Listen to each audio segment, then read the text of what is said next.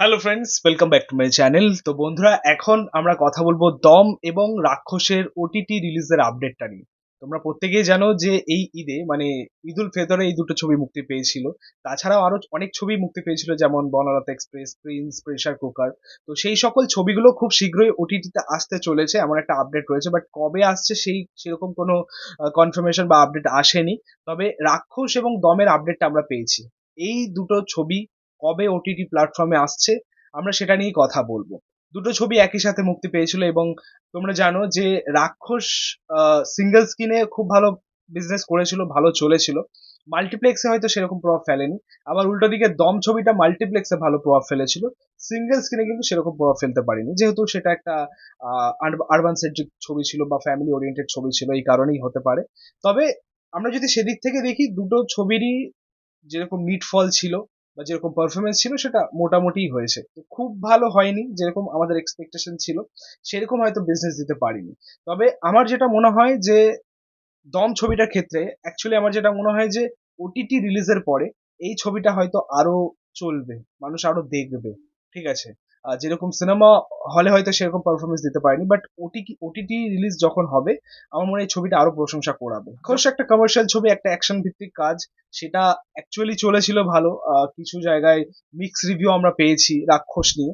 But এবার যে OTT release হচ্ছে, এখন একটা ওয়াইড দর্শকের কাছে গিয়ে পৌঁছাবে, সেখান থেকে একটা রিভিউ কেমন আসে ছবিটার, এখন সেটাই হচ্ছে তোমরা জানো যে এখনকার কিছু বাংলাদেশি ছবি যেগুলো কলকাতায় মুক্তি পায় না বা মুক্তি দেওয়া হয় না।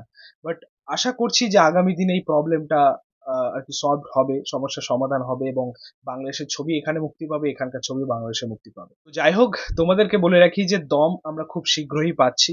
21শে মে ছবিটা মুক্তি পেতে চলেছে আর কি ওটিটিতে, আর বেশি দিন বাকিও নেই। এবং চরকি ওটিটি প্ল্যাটফর্মে আসছে। চরকি তোমরা জানো যে দমের যৌথ প্রোডাকশন হাউস হিসেবে রয়েছে আর কি ছবিটা। তো সেখানেই আসছে ছবিটা, সো আমরা খুবই এক্সাইটেড। পাশাপাশি রাক্ষস ছবিটা আমরা পাচ্ছি ঈদুল আজহাতে। ঈদুল আজহার ডেটটা আমি এখনো পর্যন্ত জানি না, বাট ঈদুল আজহাতেই আসছে। এবং সেটা আসবে আইস্ক্রিন বলে একটা ওটিটি প্ল্যাটফর্ম, মানে বাংলাদেশের একটা ওটিটি প্ল্যাটফর্ম। তো এই ছবিগুলো ওটিটিতে আসলেই তবে আমরা দেখতে পারবো, এবং এটা অ্যাকচুয়ালি সকলের জন্য একটা সুখবর বলতে পারো। আরেকটা দিক খুব ভালো, আমরা এটা বাংলাদেশের ছবির ক্ষেত্রে এই সময় দাঁড়িয়ে দেখতে পাচ্ছি যে তাদের ছবিগুলো আসছে এবং ওই মিনিমাম 2-2.5 মাসের মধ্যেই, ম্যাক্সিমাম 2-2.5 মাসের মধ্যেই কিন্তু তারা ওটিটি রিলিজ দিয়ে দিচ্ছে। কিন্তু আমরা আমাদের কলকাতার ছবির ক্ষেত্রে সেটা দেখতে পাচ্ছি না, মানে বড় বড় ছবিগুলোর ক্ষেত্রে সেটা দেখতে পাচ্ছি না।